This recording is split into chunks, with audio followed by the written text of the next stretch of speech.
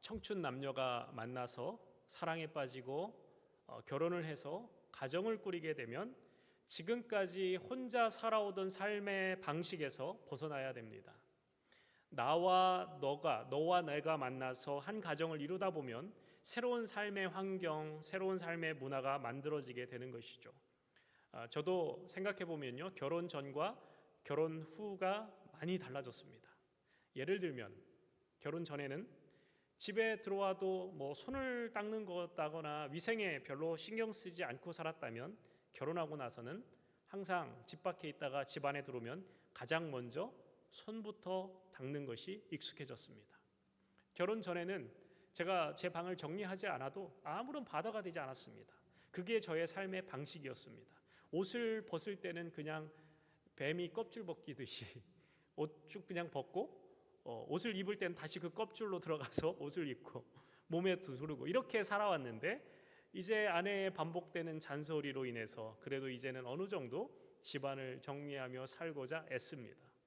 저는 워낙 액티브한 성향이라 집에 가만히 있지 못합니다. 그래서 아침에 일어나면 무조건 집 밖으로 나가서 뭔가를 해야 마음이 편해집니다. 그런데 지금은 하루 종일 집에 있어도 전혀 불편하지 않습니다. 근데 반대로 제 아내는 완전 집순이였거든요.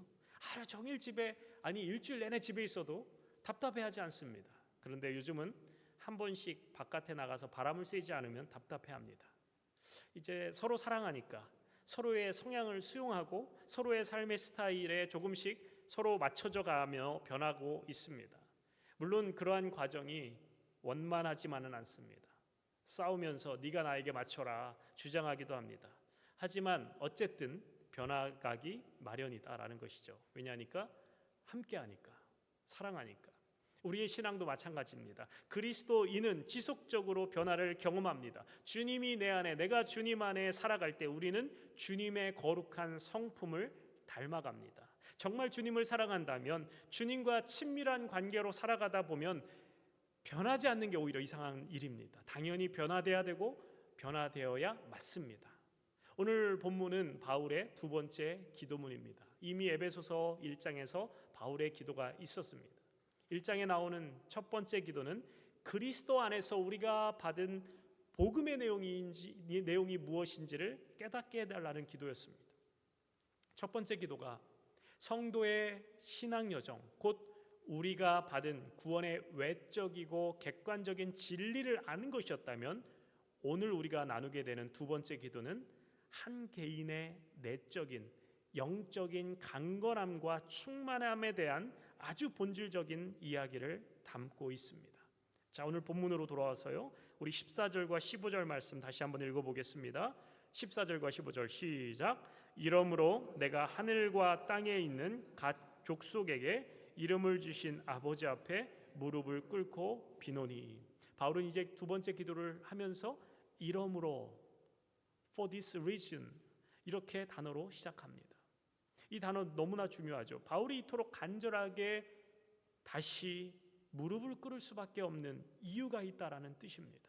그 이유가 무엇입니까? 바로 앞에서 우리 지난주에 살펴본 대로 에베소서 3장 1절에서 13절까지 바울은 이방인이 복음으로 말미암아 유대인과 이방인이 그리스도 안에서 함께 후사가 되고 함께 지체가 되고 함께 약속에 참여하는 자가 되었다라는 이 놀라운 복음의 비밀을 선포했습니다.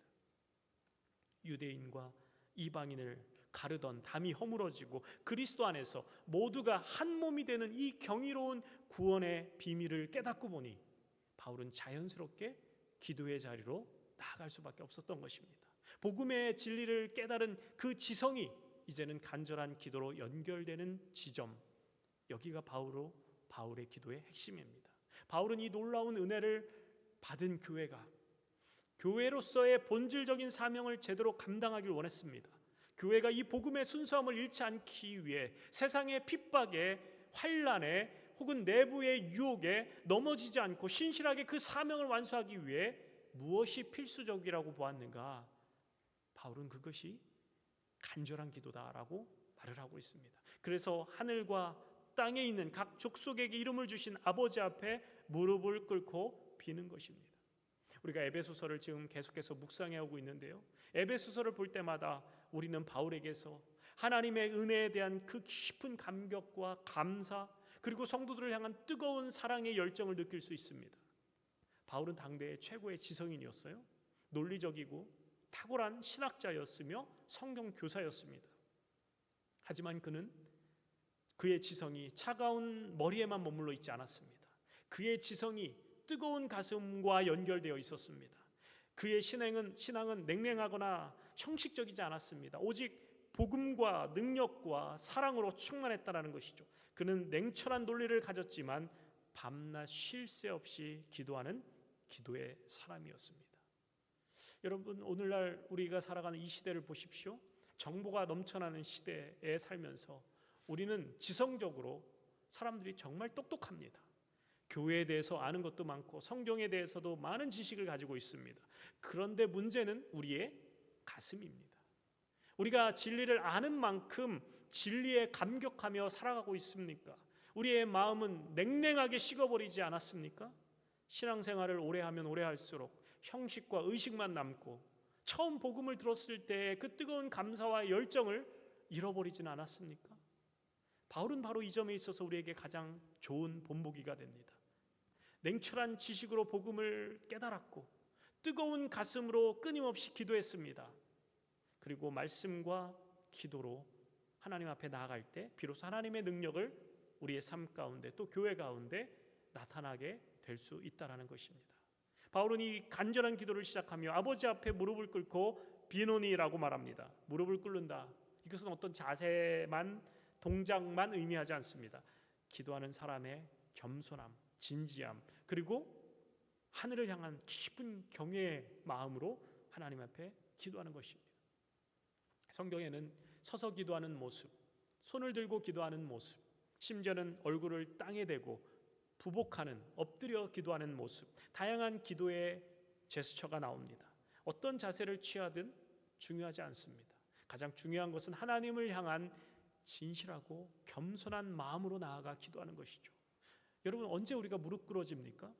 우리의 힘으로는 더 이상 버틸 수 없는 상황 가운데 몰아갔을 때, 인생의 벼랑 끝에 몰렸을 때 무릎을 꿇습니다. 모든 것을 주관하시는 그분의 존전 앞에 나와 나의 연약함과 나의 한계를 인정하며 무릎을 꿇는 것이죠. 복음서에 보면 딸의 목숨을 구하려고 예수님 발 앞에 엎드린 야이로처럼 문둥병의 그 고통 가운데서 돌맞을 각오를 하고 무릎 꿇었던 그 문둥병 환자처럼 다급함, 간절함이 우리로 하여금 무릎을 꿇게 만듭니다. 바울이 바로 이 자세로 기도하고 있는 것이죠. 그는 그 복음의 영광을 알았기 때문에 그 복음을 받은 성도들이 세상의 어떤 어려움에도 넘어지지 않고 굳건히 서서 간절히 하나님 앞에 나가기를 소원하고 있습니다. 자신의 모든 것을 내려놓고 하나님 아버지께 호소하고 있습니다. 우리도 때로는 이 바울처럼 우리의 모든 연약함을 고백하며 간절한 마음으로 무릎 꿇고 나갈 때 우리 주님께서 우리의 기도를 기뻐 받으시는 줄로 믿습니다. 바울의 이 간구, 오늘 크게 두 가지 핵심으로 요약될 수 있습니다. 그중 첫 번째가 16절과 17절 전반부에 나오는 기도입니다. 우리 16절과 17절 같이 읽습니다. 시작. 그의 영광의 풍성함을 따라 그의 성령으로 말미암아 너의 속사람을 능력으로 강건하게 하시오며 믿음으로 말미암아 그리스도께서 너의 마음에 계시게 하시옵고 너희가 사랑 가운데서 뿌리가 박히고 터가 굳어져서. 바울은 먼저 성도들의 속사람이 강건하게 되기를 기도합니다. 속사람, 여러분 여기서 속사람이 무엇일까요? 성경은 우리를 겉사람과 속사람으로 구분합니다. 사도 바울이 고린도후서 4장 16절에 이렇게 말했습니다. 그러므로 우리가 낙심하지 아니하오노니 우리의 겉사람은 낡아지나 우리의 속사람은 날로 새로워지는도다. 우리의 겉사람은 시간이 지날수록 낡아지지만 우리의 속사람은 새로워질 수 있다는 것이죠. 여러분, 우리가 누군가를 위해 기도할 때, 특별히 우리 자녀들을 위해 기도할 때 하나님 우리 자녀들 잘 되게 해주십시오, 건강 지켜주십시오, 계획하는 일들 다 형통하게 해주십시오, 우리가 이렇게 기도할 수 있습니다. 이 모든 기도가 중요합니다. 하지만 자녀들을 위한 최고의 축복의 기도는 그 사람의 속사람이, 즉 내면이 강건하게 해주십시오라는 기도입니다. 여러분, 겉사람은요 우리가 눈으로 보고 만질 수 있는 이 육체를 말합니다. 이 육체는 시간이 갈수록 낡아지고 쇠약해집니다. 속사람은 우리의 영혼과 내면 그리고 거듭난 우리의 본성을 의미합니다. 이것은 세상의 것이 아니라 하나님 나라를 갈망하며 성령으로 새 생명을 얻은 우리의 중심을 의미합니다. 세상의 많은 사람들은 눈에 보이는 이 겉사람에 집중하며 살아갑니다. 치장하고 외모 가꾸고 재물 모으고 온통 겉사람에 치중하며 살아갑니다. 그러나 바울은 겉사람이 쇠하여질수록 우리의 내면 깊은 곳에 있는 속사람은 날마다 새로워지고 강해져야 한다라고 선언합니다. 오늘 본문에 말하는 속사람을 그 능력으로 강건하게 하소서라는 이 기도는 우리의 영혼이 세상의 어떤 유혹이나 고난에도 흔들리지 않는 뿌리를 내리게 해달라는 간구입니다. 우리의 믿음이 상황에 따라 환경에 따라 이리 흔들리고 저리 흔들리고 오르락 내리락 하는 감정적인 신앙이 아니라 성령의 능력으로 무장해서 굳건히 서는 영적인 근육을 갖게 해달라는 기도입니다. 바울은 이 강건함이 성령의 능력으로 말미암아 온다라고 우리에게 가르쳐줍니다. 여기서 말하는 능력은 무엇을 의미하는가? 사도행전 1장 8절에 보면은 이런 말씀이 있죠. 오직 성령이 너희에게 임하시면 너희가 권능을 받고. 여러분, 여기서 말하는 권능이 헬라어로 듀나미스, 오늘 본문에 나오는 능력과 같은 단어입니다. 헬라어로 이 듀나미스는 다이나마이트의 어원이 됩니다. 다이나마이트라는 단어가 이 듀나미스에서 나왔습니다. 엄청난 폭발력을 가진 지각 변동을 일으키는 다이나마이트. 이 듀나미스는 인간적으로 얻을 수 있는 능력이 아닙니다. 위로부터 성령이 임하실 때 받는 능력이 바로 이 듀나미스. 성령의 능력이 임하면 우리의 내면에 다이나마이트 같은 폭발력이 생겨 강건해진다라는 것입니다. 우리가 살다 보면 우리의 마음이 무너져 내리는 경험을 할 때가 있잖아요. 내 스스로 해결할 수 없는 어떤 한계에 부딪힐 때, 절망의 순간에, 기도할 힘조차 잃어버렸을 때, 하지만 인생의 그 무너지는 순간에도 성령께서 그 내면을 강건케 하시면 다시 살아나게 되는 줄로 믿습니다. 성령 충만함은 성령 충만한 사람들은 내가 무너질 수밖에 없는 상황에 놓였다 할지라도 내 힘이 아니라 성령께서 내 마음 가운데 힘을 불어 넣어 주셔서 일어나게 된다라는 것이죠. 기도할 기력조차 잃었을 때도 성령께서 말할 수 없는 탄식으로 내 안에서 나를 위해 기도하십니다. 여러분, 우리의 신앙생활이 합리적이고 상식적인 차원에서만 머무는 것이 아니라 성령을 체험하며 여러분의 한계와 역경의 한계를 뛰어넘게 하시는 하늘의 능력을 체험하시기를 축원합니다. 그래서 바울은 에베소 교회 성도들이 성령으로 말미암아 속사람이 강건하기를 기도하고 있는 것이죠. 우리의 속사람이 더 강건하게 자라기 위해서는 성령의 능력이 필요하다라는 거예요. 나의 힘과 나의 능력으로 할 수 있는 것이 아니다라는 거예요. 우리의 힘과 우리의 능력은 상황에 의해서, 환경에 의해서 이리 흔들리고 저리 흔들릴 수밖에 없습니다. 우리의 속사람이 강건하기 위해서 심신수양을 하고 자기 비움을 한다고 되는 것이 아니라 오직 성령의 능력으로. 따라서 해볼까요? 오직 성령의 능력으로. 오직 성령의 능력으로 나의 속사람이 강건해진다라는 거예요. 물론 한 번 기도했다고, 한 번 성령 충만 경험했다고 어느 날 하루아침에 갑자기 속사람이 강건해지는 것은 아닙니다. 어제 충만했지만 오늘은 또 넘어질 수 있어요. 어제는 나의 속사람이 강건해진 것 같지만 오늘은 또 약해지는 것 같습니다. 그렇게 매일 넘어지고 쓰러진다 하더라도 우리가 그 구원의 은혜를 놓치지 않고 끝까지 붙들며 살아가는 거예요. 여러분, 그것이 신앙생활이에요. 매일의 삶 속에서 나를 의지하지 않고 내 안에 계신 성령의 다스리심을 붙들며 살아가는 것입니다. 속사람이 강해진다라는 말은 영원한 하나님 나라를 끝까지 놓치지 않으며 소망 중에 살아가는 것. 그래서 오늘도 우리가 구할 기도 제목은 성령의 능력으로 우리의 속사람이 강건케 하여 주시옵소서. 흔들리지 않게 하여 주시옵소서. 여러분 모두가 성령의 충만함으로 속사람이 강건해지시길 예수님의 이름으로 축원합니다. 우리의 속사람이 강건함, 이것은 우리의 평생 기도 제목이 되어야 되는 거예요. 바울이 이어지는 기도는 예수 그리스도가 우리 마음 안에 있게 해달라라는 기도 제목입니다. 예수 그리스도가 우리 마음에 거하시는 것, 17절 말씀처럼 믿음으로 말미암아 가능한 것입니다. 왜냐하면 우리가 예수님을 믿을 때 성령님이 우리 안에 내주하시기 때문입니다. 그리스도께서 너의 마음에 계시게 하시옵고, 17절에 그리스도께서 너희 마음에 계시게 하시옵고 할 때 이 계시다라는 해당하는 헬라어는 카토이케오입니다. 이것은 이 계시다, 잠시 그냥 머무는 것이 아니라 집을 짓고 오랫동안 거주하는 것입니다. 방문 비자로 미국에 왔다 갔다 하는 것이 아니라 영주권 받고 아예 그냥 사는 것을 의미합니다. 예수님이 내 안에 들어오셨다 나가셨다 하는 것이 아니라 한 번 들어오시면 떠나지 않으시고 영원히 거하시는 것.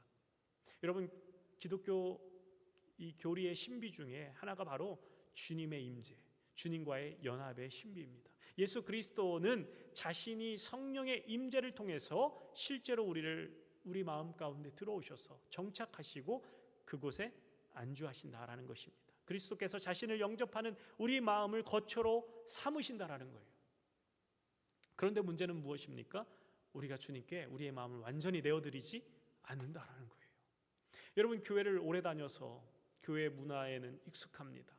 남들이 볼 때는 교회 오랫동안 출석했으니까 믿음 좋은 사람이다라고 생각할지 모르지만 정작 자신의 심령에 주님의 임재를 경험해 보지 못한 사람들이 생각보다 교회 안에 많더라는 거예요. 로버트 멍어 목사님이 쓰신 내 마음 그리스도의 집이란 책이 있습니다. 주님의 임재가 뭔지 모르는 분들에게 꼭 추천하고 싶은 책인데요, 이 책에는 우리의 마음에 집이 있고 서재, 주방, 거실, 작업실, 오락실, 여러 가지 우리 마음에 이 방들이 있습니다. 그런데 각 방마다 물건들이 많습니다. 때로는 온갖 지저분하고 썩은 냄새나는 것들이 쌓여 있기도 합니다. 그래서 주님이 찾아오실 때마다 이 방을 청소하고 또 깨끗이 쓸고 닦습니다. 그러나 한 번 청소가 영원히 깨끗해지지는 않죠. 시간이 지남에 따라 또 다시 먼지가 쌓이고 또 더러워집니다. 그러면 또 서재를 청소하고, 서재를 청소하다 보면 주방이 더러워져서 또 주방을 청소하고, 거실을 청소하고, 청소하다 보니까 아무리 청소해도 또 더러워지고 또 더러워지고, 에라 모르겠다, 그냥 다 포기하자. 예수님을 마음에 모시는 것이 이렇게 힘든 것이구나, 포기하자. 이 문제에 대해서 저자는 명의 이전이라는 말로 설명을 합니다. 여러분, 명의 이전이 무엇이죠? 집주인을 바꾸는 것입니다. 내가 집주인이 되었고 예수님이 손님이실 때는 손님을 모시는 것, 예수님을 모시는 것이 여간 힘들고 스트레스가 되고 부담이 되었습니다. 그런데 명의 이전이라는 것은 내 삶의 모든 권리와 책임을 나에게서 예수님께 옮기는 거예요. 나의 삶의 주인 강제철에서 강제철의 삶의 주인 예수 그리스도로 바꾸는 것입니다. 주인이 바뀌면 쉽습니다. 편안함을, 부담이 되지 않습니다. 주인께서 깨끗게 하시든 더럽게 하시든 알아서 할 일이기 때문이죠. 여러분, 무능한 왕이, 무능한 대통령이 그 나라를 다스리면요, 나라가 불안하고 위험합니다. 툭하면 전쟁 이야기나 하고 전문가들을 제쳐두고 자신이 전문가 행세를 합니다. 하지만 유능한 왕이 그 나라를 다스리면, 유능한 대통령이 그 나라를 다스리면 국력이 신장되고 국격이 올라갑니다. 마찬가지로 우리 안에 누가 거하느냐, 누가 통치하고 다스리느냐에 따라서 우리가 능력 있는 삶이냐 아니면 흔들리는 삶이냐가 결정된다라는 거예요. 바울의 기도는 속사람이 강건해달라는 그 간구에 이어서 그 강건함이 어떠한 열매를 맺어야 하는지를 구체적으로 설명합니다. 우리가 읽은 17절 하반절에 보십시오. 너희가 사랑 가운데서 뿌리가 박히고 터가 굳어져서, 이 구절은 앞선 믿음으로 말미암아 그리스도께서 너희 마음에 계시게 하시옵고라는 내용에 대한 부연 설명입니다. 그러니까 그리스도께서 우리 마음에 계신다라는 것, 우리가 성령 충만하다라는 것의 가장 확실한 증거가 무엇인가를 보여주는 거예요. 그것은 사랑 가운데서 뿌리가 박히고 터가 굳어지는 것이다. 바울은 여기서 두 가지의 강력한 비유를 설명합니다. 뿌리가 박히는 것, 이것은 뭐죠? 농업적인 비유입니다. 나무가 깊은 사랑의 뿌리를 내릴 때 어떠한 폭풍과 가뭄에도 흔들리지 않고 열매를 맺을 수 있습니다. 그리고 터가 굳어지는 것, 이것은 건축의 비유죠. 집이 튼튼한 기초, 그래서 사랑의 기초에 세워질 때 비바람이 몰아치고 폭풍우가 홍수가 닥쳐도 무너지지 않을 수 있다. 여러분, 이 뿌리가 터가 굳어지는 일이 어디에서 일어납니까? 바울은 우리의 개인적인 명상이나 신비적인 체험을 이야기하는 것이 아닙니다. 이 뿌리는 우리의 관계 가운데서, 우리의 사랑의 실천 속에서 깊어진다라는 거예요. 형제를 진심으로 사랑하고 이웃을 섬기고 남을 나보다 낮게 여기고 배려하는 삶, 바로 이 사랑의 관계 가운데서 성숙해지는 것이 그리스도가 마음에 거하시고 성령 충만한 자의 삶이다라는 말씀입니다.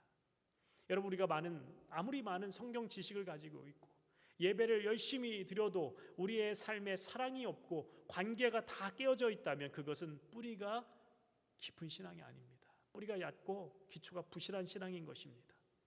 여러분, 우리의 신앙이 그저 이론과 지식의 나열로 끝나지 않게 되기를 바랍니다.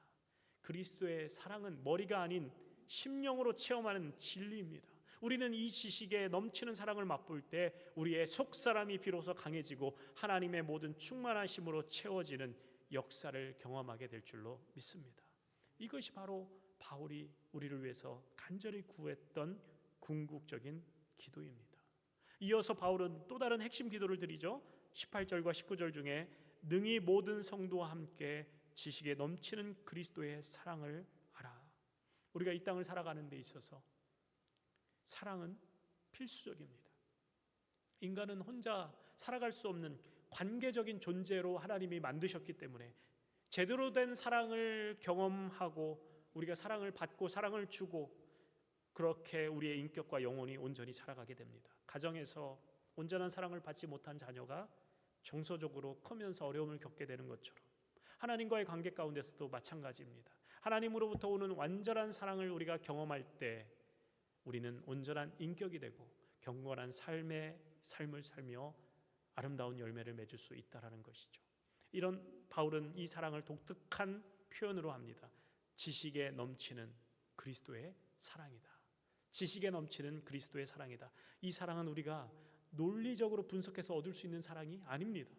이 사랑은 우리가 책상에 앉아서 머리로만 이해할 수 있는 것이 아닙니다. 그리스도의 이 사랑은 십자가에서 우리를 위해서 자신을 내어주신 그 희생을 통해 우리의 심령이 예수 그리스도를 만났을 때 삶으로 체험하고 느끼는 것입니다. 바울은 이 지식이 헤아릴 수 없는 그리스도의 광대한 사랑, 넓이와 깊이와 높이와 이 모든 성도와 함께 온전히 경험하기를 원한다라고 기도하고 있습니다.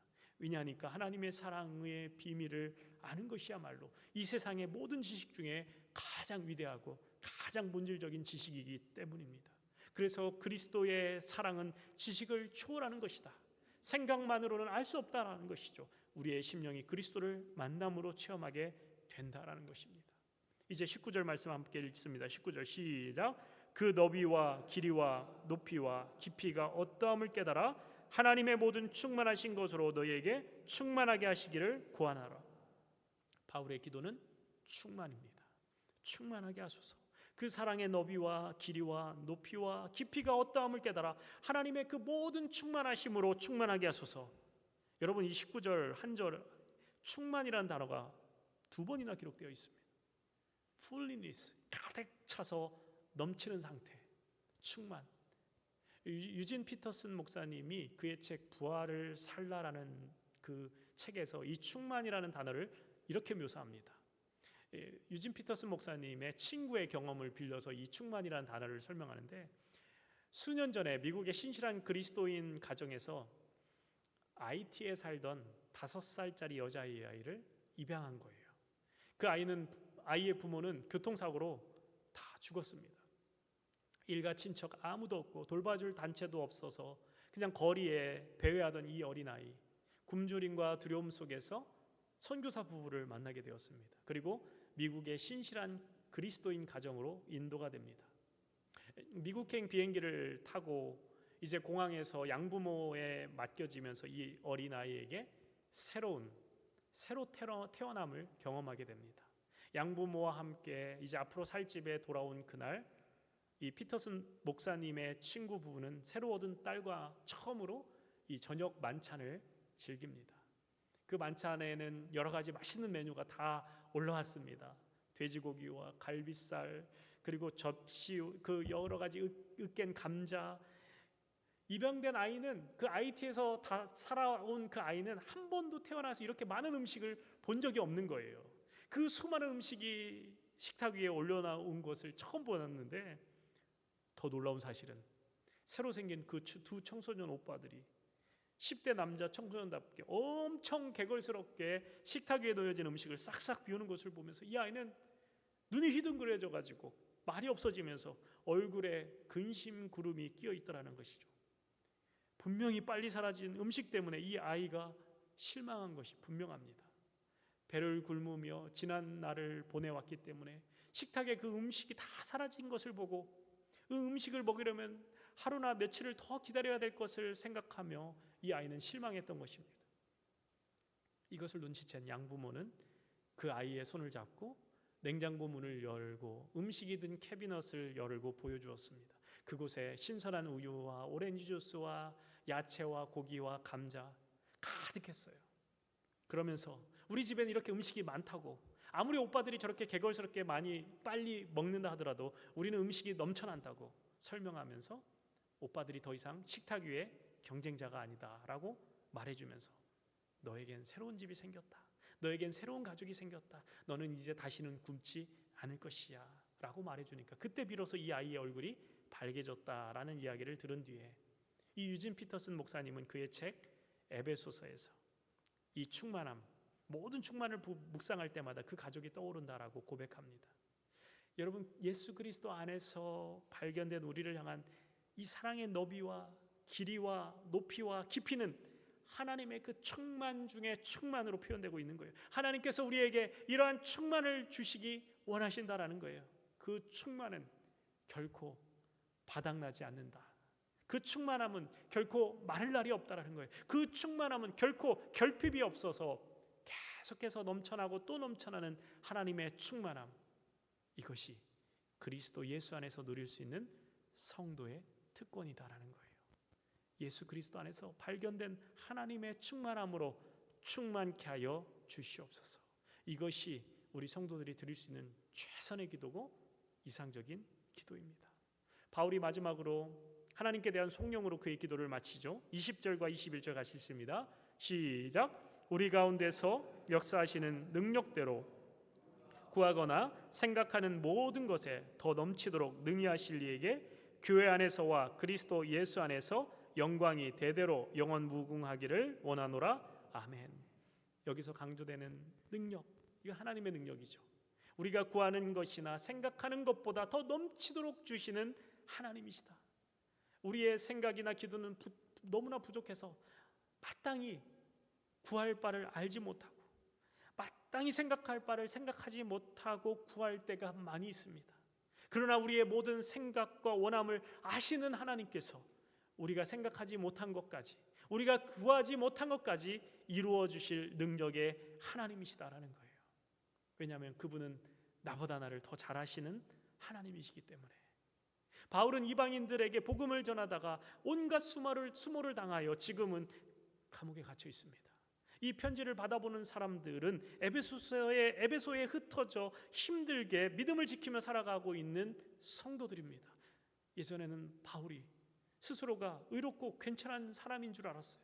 그러나 그것을 드러내기 위해서 예수 믿는다는 사람들 다 잡아다가 핍박하고, 그러나 예수 그리스도 부활의 예수님을 만난 후에 그의 가슴을 뛰게 만드는 이유는 그가 하나님 나라를 세우도록 택함을 받고 쓰임이 되고 있다라는 사실, 그리고 지금 에베소서를 쓰는 중에도 그는 고난을 받고 있지만 그 고난조차도 영광으로 생각할 수 있을 정도로 바뀌었어요.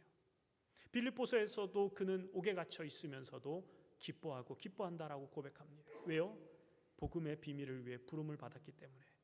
바울의 관점이 변한 것이죠. 그의 삶의 의미가 달라진 거예요. 바울은 이러한 관점에서 교회 안에서와 그리스도 예수 안에서 영광이 대대로 영원 무궁하기를 기원한다라는 기도로 마무리합니다. 삶의 의미가 바뀌니까, 삶의 목적이 바뀌니까 고난 가운데서도 그리스도의 영광을 위해 기도할 수 있습니다. 사랑하는 성도 여러분, 우리는 존귀한 존재들인 줄로 믿습니다. 우리의 존귀함은 그리스도 예수 안에서 변화되어져 왔고 변화되어져 가고 있고 앞으로 변화되어질 줄로 믿습니다. 그래서 사람들을 바라보는 관점도 다르고 고난을 바라보는 자세도 달라야 되는 거예요. 물론 여전히 하루하루가 쉽지 않은 삶입니다. 우리가 거창하게 선교를 이야기하고 영혼 구원을 이야기하고 하나님 나라를 꿈꾸며 살아가기에는 여전히 우리는 무능력하고 무기력할 때도 있어요. 그럼에도 불구하고 하나님께서는 그리스도 안에서 저와 여러분을 통해 우리가 구하거나 생각하는 것보다 더욱 넘치도록 응답하실 줄로 믿습니다. 그리고 21절 말씀대로 교회 안에서와 그리스도 예수 안에서 영광이 대대로 영원 무궁하기를 원하노라. 교회를 통해 하나님은 영광을 받으실 줄로 믿습니다. 지상의 교회들 너무나 부족하고 흠이 많습니다. 하나님이 받으시기에 너무나 부족한 모습이지만 하나님이 교회를 존귀하게 여기신다. 하나님이 교회를 통해 영광 받기 원하신다. 이것이 우리가 교회를 포기할 수 없는 이유입니다. 그렇기 때문에 우리가 주의 몸된 교회를 우습게 여기거나 함부로 조롱하거나 비난하는 것은 하나님의 영광을 모독하는 행위입니다. 비록 세상이 보기에는 불완전하고 무능해 보이고 우스워 보이는 집단일지라도 교회는 우리가 구하고 생각하는 것보다 훨씬 더 존귀한 공동체입니다. 비록 세상이 보기에는 불완전해 보이고 무능해 보이고 우스워 보이는 우리도 내가 구하는 생각하는 것보다 훨씬 더 존귀한 존재들입니다. 왜냐하면 나는 그리스도 예수께서 거하시는 성전이기 때문에. 그래서 우리가 구하는 것, 생각하는 것, 이 모든 것에 더 넘치도록 능히 하실 하나님이시다. 여러분 기억하십시오. 나의 응답은 기도의 응답은 나의 수준이나 나의 능력대로 이루어지는 것이 아닙니다.